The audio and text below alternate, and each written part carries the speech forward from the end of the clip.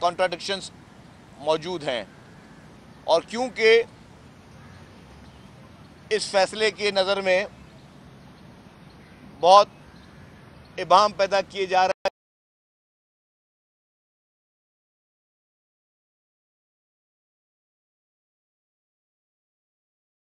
Court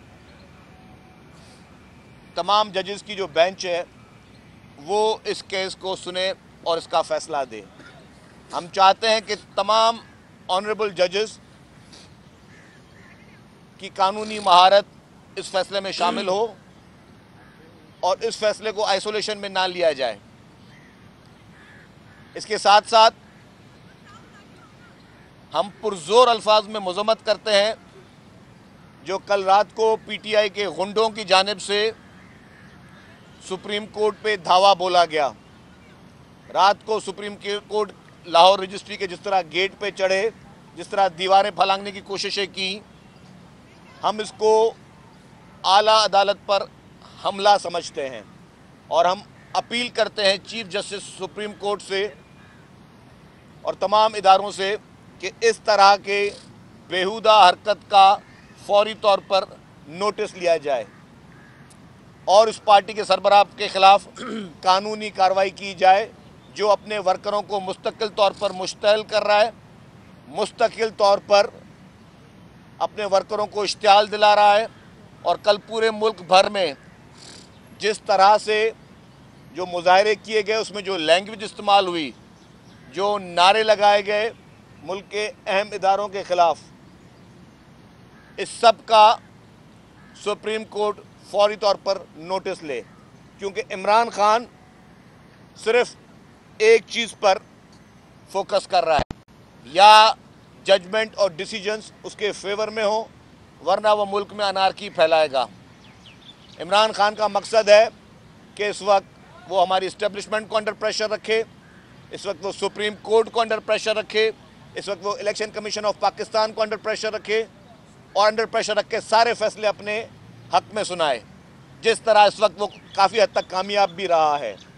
election commission of Pakistan के सरबराहों पे जिस तरह उसने इल्ज़ामात लगाकर आज दिन तक उसने इल्तवा का शिकार करवाया हुआ है अपना वो फ़ैसला, जिस फैसले के तहत पूरा पीटीआई का रोल अवाम के सामने आया हो जाएगा। फॉरेन फंडिंग केस जो कि इस वक्त इस मुल्क में नहायत ही अहम है। पहले इमरान खान ने उसको इल्तवा कराने के लिए स्टे ऑर्डर्स लिए, डिलेइंग टैक्टिक्स लिए, फिर जब एक हाई कोर्ट का फैसला आया जिसमें जस्टिस कियानी साहब ने कहा कि फौरी तौर पर इसका फैसला सुनाया जाए, फिर उस फैसले के ख़िलाफ़ इमरान खान ने फिर हाई कोर्ट से स्टे लिया और वो चाहता है कि वो फैसला फॉरेन फंडिंग केस का ना आए। और इसीलिए वो इलेक्शन कमीशन को मुतनाज़ा बना रहा है कि अगर उसको पता है कि 100% वो फैसला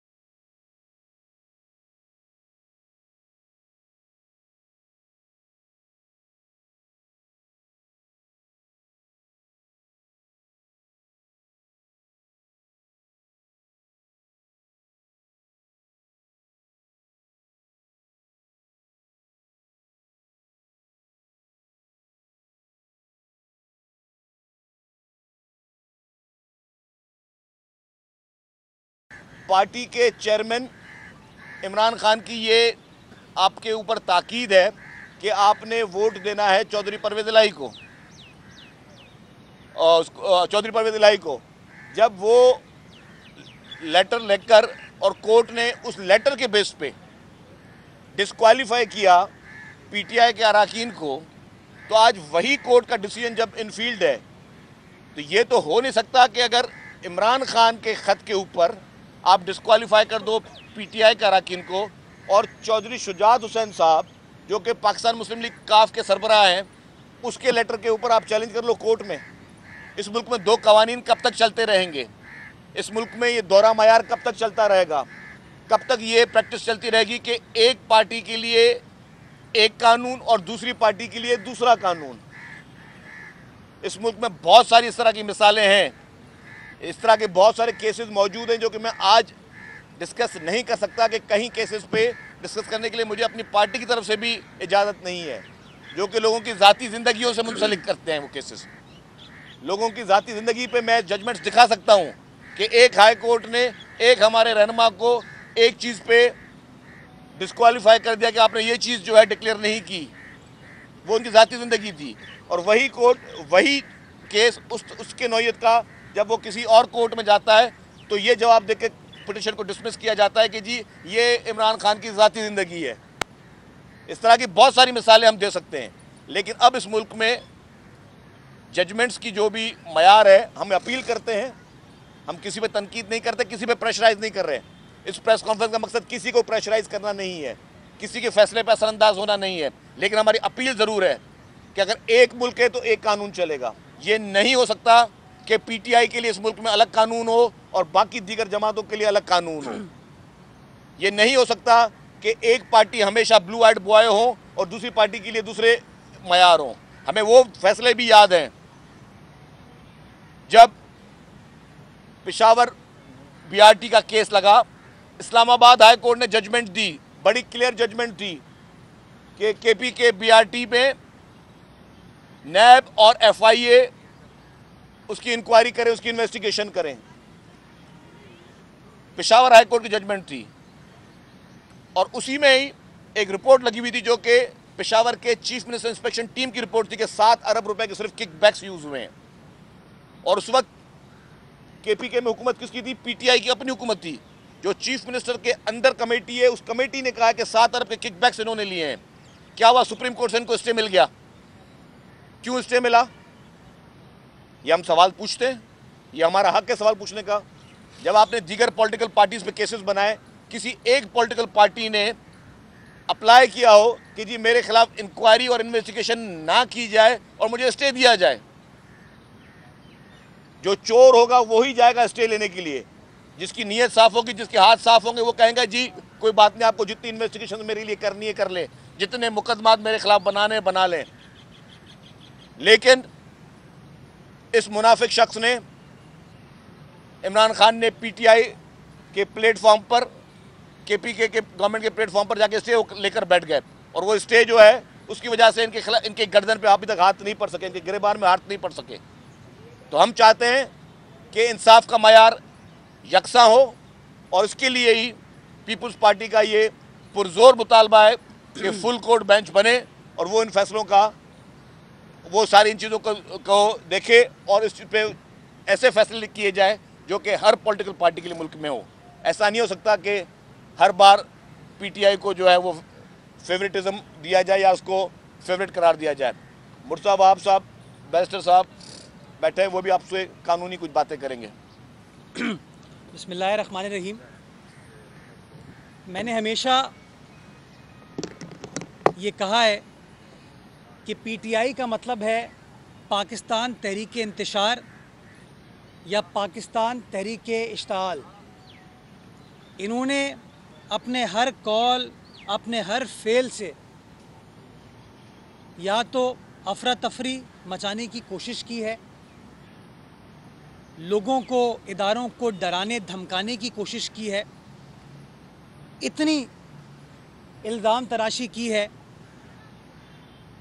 जिसकी मिसाल आपको पाकिस्तान की तारीख़ में नहीं मिलती।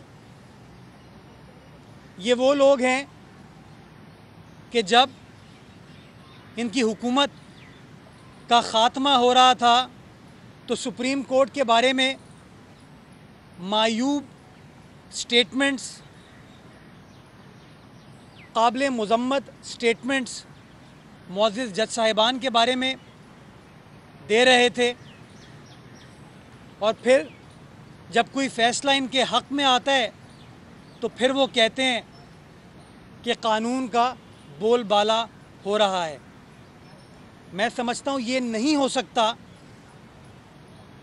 कि अगर इस्लामाबाद हाई कोर्ट यूसुफ रज़ा गिलानी साहब के केस में उस वक्त के प्रिजाइडिंग ऑफिसर या उस वक्त के जो सेनेट चेयरमैन के इंतखाब को ऑर्गेनाइज़ कर रहे थे, कन्वीन कर रहे थे, मुज़फ़्फ़र हुसैन शाह साहब, जब 7 वोटों को मुस्तरद करते हैं और मुस्तरद करने के बाद पीटीआई के हिमायत याफ्ता सादिक संजरानी साहब को चेयरमैन सेनेट मुंतखब होने में अपना किरदार अदा करते हैं, तो पीटीआई कहती है कि स्पीकर की रूलिंग है, चेयरमैन की रूलिंग है, इसके ऊपर कुछ नहीं किया जा सकता। ये स्पीकर का इस्तेहकाक है कि वो प्रोसीजर की तशरीह करते हुए, तरीक़ेकार की तशरीह करते हुए अपनी रूलिंग दे। और इस्लामाबाद हाई कोर्ट हमारी पिटिशन पे यही फ़ैसला सादिर फरमाता है। हमें उस फैसले से इख्तलाफ है, लेकिन हमने कोई शर्मनाक बात मौजूद अदालतों के बारे में नहीं की। हमने उस फैसले का एहतराम किया और एहतराम करते हुए अपना इख्तलाफ सुप्रीम कोर्ट के सामने पेश किया। और मुझे बताया गया है कि महीना 1.5 महीना हो गया है हमारी अपील को सुप्रीम कोर्ट में दायर हुए हुए, लेकिन सुनवाई यूसुफ रज़ा गिलानी साहब के केस में अभी तक नहीं हुई। ये नहीं हो सकता कि अगर जब आपका डिप्टी स्पीकर गैर आईनी फैसले करता है, गैर कानूनी फैसले करता है और पार्लियामान को यरगमाल बनाने की कोशिश करता है, पूरा पार्लियामानी प्रोसेस को डीरेल करने की कोशिश करता है, तो आप कहते हैं वो उसका इस्तेहकाक है, वो आईन और कानून के मुताबिक एक्ट कर रहा है। लेकिन अगर कोई दूसरा करता है तो आप कहते हैं नहीं, आईन और कानून की धज्जियां उड़ा दी गई हैं।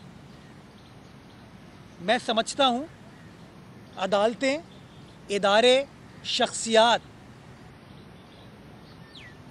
हमेशा कानून के साथ खड़े होते हैं, और अगर कानून में, आईन में अल्फाज वाज़ेह हों तो मैं समझता हूँ मज़ीद तशरीह की भी ज़रूरत नहीं होती। ये मैं नहीं कह रहा हूँ, मौजूद अदालतों के फ़ैसले कह रहे हैं। सिर्फ पाकिस्तान की अदालतें नहीं, दुनिया भर की अदालतें कहती हैं कि अगर कानून के अल्फाज, आईन के अल्फाज वाज़ेह हैं तो उसकी तशरीह की गुंजाइश नहीं है। अगर आप आर्टिकल 63A का मुताला करते हैं तो आर्टिकल 63A में लफ्ज़ इस्तेमाल किया गया है पार्टी हेड। वहाँ पर कोई लफ्ज़ पार्लिमानी पार्टी का इस्तेमाल नहीं किया गया है। लफ्ज़ इस्तेमाल हुआ है पार्टी हेड। डायरेक्शन कौन देगा? Party head. इलेक्शन कमीशन को कौन मुतला करेगा? Party head. कहीं पे पार्लिमानी पार्टी का जिक्र नहीं है। और फिर 18वीं तरमीम में आइन साज असेंबली ने जब 63A को ऐड कर रही थी तो पार्टी हेड कौन है इसकी तशरीह भी कर दी गई। अगर आप 63A पढ़ें तो 63A के फ़ौरन बाद एक एक्सप्लेनेशन का क्लॉज है, और वो एक्सप्लेनेशन का क्लॉज कहता है पार्टी हेड वो है जिसको पार्टी डिक्लेयर कर दें। पार्टी कहाँ रजिस्टर होती है? इलेक्शन कमीशन ऑफ पाकिस्तान में रजिस्टर होती है। इलेक्शन कमीशन ऑफ पाकिस्तान में पाकिस्तान मुस्लिम लीग रजिस्टर्ड है, और अगर आप उसके कागजात का मुताला करें तो चौधरी शुजात हुसैन साहब PML के सदर हैं, यानी कि पार्टी हेड हैं। तो इन अल्फाज की मौजूदगी में, इस डिक्लेरेशन की मौजूदगी में ये कैसे इल्ज़ाम तराशी की जा सकती है, और कैसे डिप्टी स्पीकर के इस फैसले को कासिम सूरी के फैसले के साथ खड़ा किया जा सकता है? कासिम सूरी साहब ने किसी को सुने बगैर, कोई एविडेंस आए बगैर, एक कागज़ के बेसिस के ऊपर एक फैसला सादिर फरमा दिया था, जिसके बाद असेंबली को तहलील कर दिया गया था, जिसको मुअज़्ज़ज़ अदालत ने उस फैसले को कलअदम करार दिया। और जब मुअज़्ज़ज़ अदालत ने फैसले को कलअदम करार दिया तो यही पीटीआई वाले थे, ये इश्तियाल अंगेज़ लोग थे जिन्होंने किस किस तरह की बुरी बातें अदालतों के हवाले से नहीं की। मैं इनको बताना चाहूँगा, अदालतें अंडर प्रेशर काम नहीं करती हैं, अदालतें आईन और कानून के मुताबिक काम करती हैं। अपने आप इमरान डोज के साथ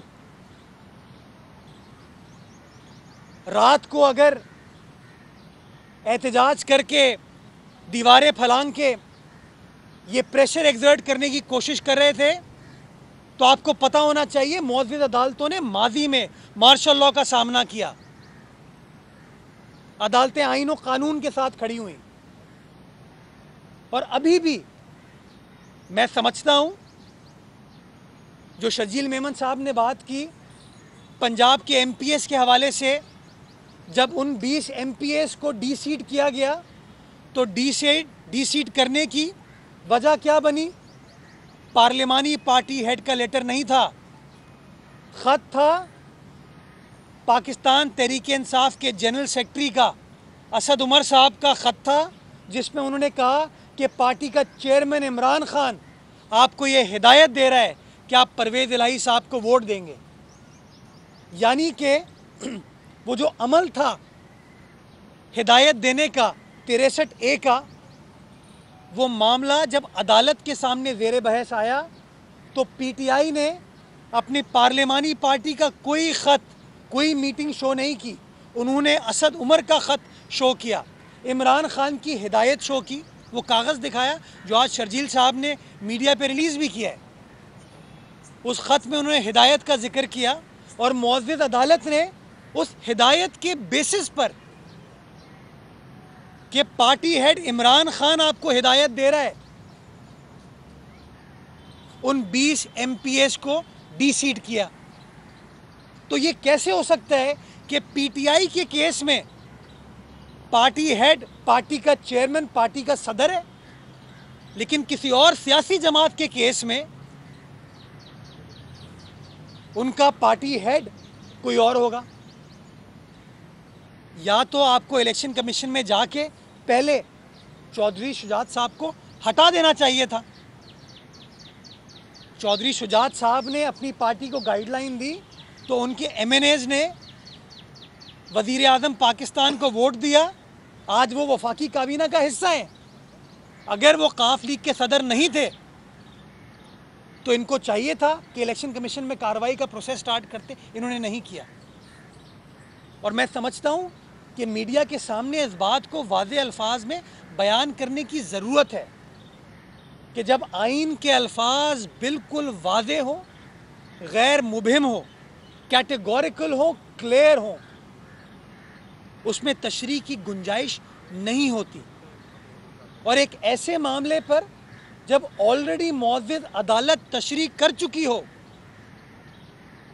और तशरीह के तहत ये डिक्लेरेशन आ चुकी हो कि हाँ, वो 4 अप्रैल का गालिबन असद उमर का लेटर, जिसमें इमरान खान ने, पार्टी के चेयरमैन ने, पार्टी के सरबराह ने, पार्लिमानी पार्टी नहीं, इमरान खान साहब एमपीए पंजाब असेंबली के नहीं हैं, वो पार्लिमानी पार्टी के रुकन नहीं है, तो मुअज़्ज़ज़ अदालत इमरान खान की बहैसियत पार्टी सरबराह के हिदायत के बेसिस पर उन 20 एमपीएस को डी-सीट कर चुकी है। उसी तरीके से, उसी मिसाल पर चौधरी शुजात साहब पार्टी के सरबराह होने के नाते अपनी पार्टी को हिदायत देते हैं। और डिप्टी स्पीकर साहब ने, जो मैंने उनका स्टेटमेंट सुना, उन्होंने ख़त भी दिखाया, फिर उन्होंने कहा मैंने चौधरी शुजात साहब से ख़ुद कॉन्फर्मेशन ली कि क्या आपने ख़त ये इशू किया है कि आपकी गाइडलाइन है।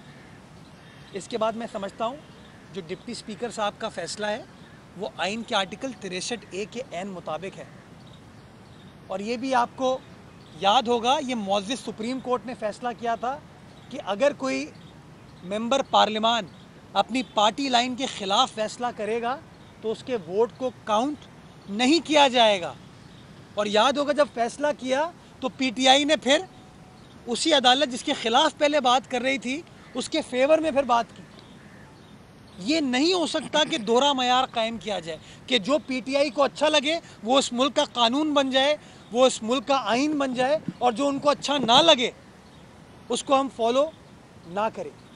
मैं समझता हूँ ये अफरा तफरी इंतशार की सियासत जो की जा रही है, हमारे इदारों को कंट्रोवर्शियल बनाने की जो प्रेशर टैक्टिक्स की जा रही हैं, इसको पाकिस्तान पीपल्स पार्टी रिजेक्ट करती है, इसको मुस्तरद करती है और ये मुतालबा करती है कि ये इतना अहम मसला है कि इस केस को सुप्रीम कोर्ट का फुल कोर्ट या लार्जर बेंच तश्कील दिया जाए और वो फुल कोर्ट या लार्जर बेंच इस फैसले, इस डिप्टी स्पीकर के फैसले के हवाले से और अपने माजी के फैसलों के हवाले से ये फैसला करे ताकि ये लोग जो पाकिस्तान को यरगमाल बनाने की कोशिश कर रहे हैं, अफरा तफरी क्रिएट करने की कोशिश करें, अपने लिए अपने इक़्तिदार की खातिर पाकिस्तान को नुकसान पहुंचा रहे हैं, रियासत पाकिस्तान को नुकसान पहुंचा रहे हैं,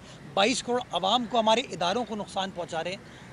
इनको once and for all full stop लगाया जाए। हम कब तक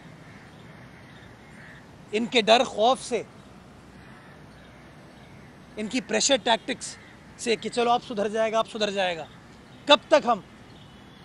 मैं समझता हूं once and for all state से बढ़कर कोई नहीं होता, आइन से बढ़कर कोई नहीं होता। वंस एंड फॉर ऑल जो शख्स बार बार अपनी ज़ाती इक़्तिदार की खातिर, अपनी ज़ात की खातिर हम सबको यरगमाल बनाने की कोशिश कर रहा है, पूरे स्टेट को पैरालाइज करने की कोशिश कर रहा है, हम उसके ख़िलाफ़ खड़े हों और वंस एंड फॉर ऑल आइन और कानून के मुताबिक ये फ़ैसला हो जाए कि इमरान खान साहब हमारे लिए इम्पॉर्टेंट नहीं है, पाकिस्तान इम्पॉर्टेंट है हमारे लिए, पाकिस्तान का आइन इम्पॉर्टेंट है और पाकिस्तान की 22 करोड़ आवाम पर मबनी पाकिस्तान का जमहूर हमारे लिए इम्पॉर्टेंट है। एक चीज़ इसमें मैं मिस कर गया था। कल जो प्रेस कॉन्फ्रेंस मैंने की थी उसमें मैंने लेटर दिखाया था 4 अप्रैल 2022 का, जिसमें मैंने कहा कि असद उमर साहब ने लेटर निकाला जिसमें उन्होंने हवाला दिया इमरान खान साहब का हुक्म है तमाम MPs को। उस पर कल असद उमर साहब ने कल एक और अपना वीडियो बयान जारी किया और उसमें कहा कि जी शजील मेमन ने पूरी फाइल देखी नहीं है और फलाना और टिम का। फिर PTI का ये ऑफिशियल अकाउंट है, उसने जो बकौल उनकी जो पूरी फाइल थी वो उसमें लगाई है। अब उस पूरी फाइल में जो करस्पॉन्डेंस वो लगा रहे हैं वो है एक 17 जुलाई 2022 की और दूसरा वो है 19 जुलाई 2022 की। जो मैंने लेटर दिखाया वो मैंने दिखाया 4 अप्रैल 2022 का।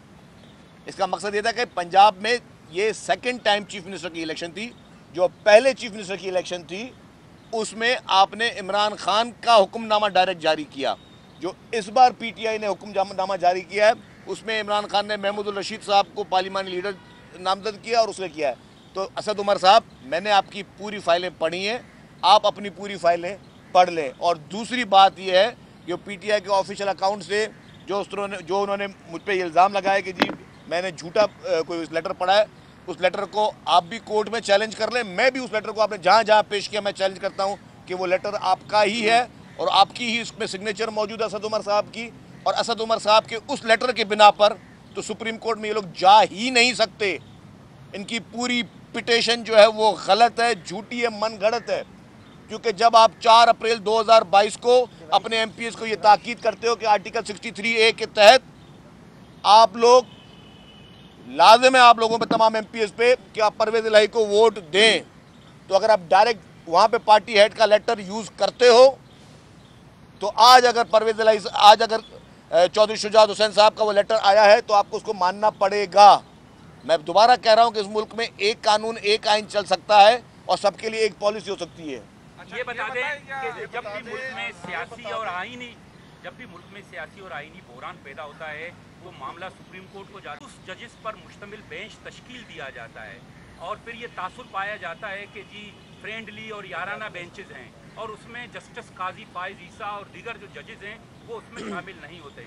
अभी जब आप पीपल्स पार्टी की तरफ से ये मुतालबा कर रहे हैं कि फुल कोर्ट तश्कील दिया जाए, तो आप ये भी मुतालबा करेंगे जस्टिस फाइज, काजी ईसा और दीगर जो जजेस हैं वो भी उस बेंच का हिस्सा हों? अकरम भाई, फुल कोर्ट का मतलब ही यही है कि इस वक्त मेरे ख्याल में सुप्रीम कोर्ट में 14 जजेस हैं जो काम करें और फुल कोर्ट के तमाम जजेस आएंगे। और ये हम नहीं कहते, ये तो पाकिस्तान की तमाम बार एसोसिएशन भी इस बारे में बात कर रही हैं ताकि ये कंट्रोवर्सी क्रिएट ना हो।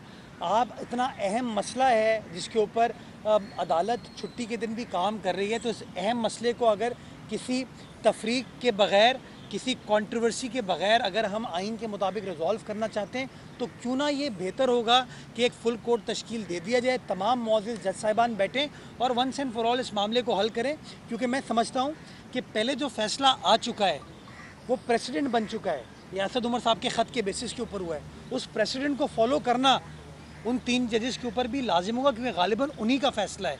तो इस मामले को रिजॉल्व करने के लिए किसी कंट्रोवर्सी में जाए बगैर ये बेहतर होगा कि एक फुल कोर्ट या लार्जर बेंच तश्कील दे दिया जाए ताकि इस कंट्रोवर्सी से हम वंस एंड फॉर ऑल निकल सकें। कोई एक बंदा बात कर लो। एक मिनट पहले अरबाब साहब ले लें।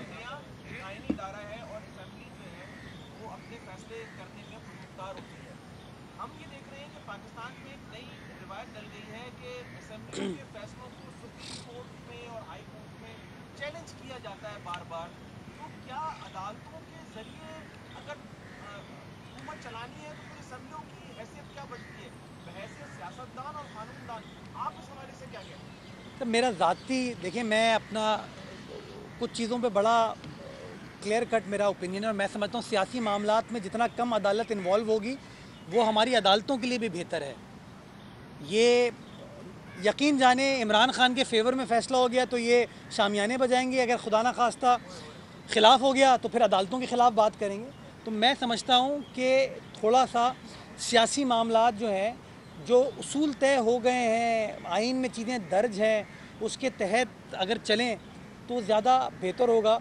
मैं ये समझता हूँ कि गो कि मेरी पार्टी का उसमें नुकसान हुआ अतहर मिनल्ला साहब के फ़ैसले से, जब उन्होंने मना कर दिया कि अदालतें इस पार्लिमानी मामलात में उस तरीके से दखल अंदाज नहीं हो सकती। मैं समझता हूँ हमारे साथ ज़्यादती हुई, लेकिन मैं उस फ़ैसले का एहतराम भी करता हूँ कि फ़ैसला एक उसूल पर मबनी था कि अगर हम सब पार्लिमान की बालादस्ती की बात करते हैं तो पार्लिमान अगर अपने रूल्स के मुताबिक कोई फ़ैसला करता है तो हमें उसकी बेतौकीरी नहीं करनी चाहिए। और मैं ये भी समझता हूँ कि कासिम सूरी साहब अगर फ़ैसला करते हैं, मुज़फ़्फ़र हुसैन शाह साहब फ़ैसला करते हैं तो उनको तो अदालत नहीं बुलाया जाता, लेकिन अगर मज़ारी साहब फ़ैसला करते हैं उनको फ़ौरी तौर पर अदालत बुला लिया जाता है। तो मैं समझता हूँ जो भी उसूल वज़ा किए जाएँ उनका एब्सोल्यूट अतलाक़ होना चाहिए।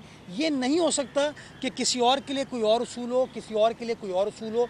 मैं कन्विंस्ड हूँ इस बात पर कि अगर हमें अपने मसाइल से निकलना है तो हमें कानून और आइन की बालादस्ती में बिलीव करना होगा और जो इदारा जिसका जो काम है उसको आइन और कानून के मुताबिक वो काम करना होगा।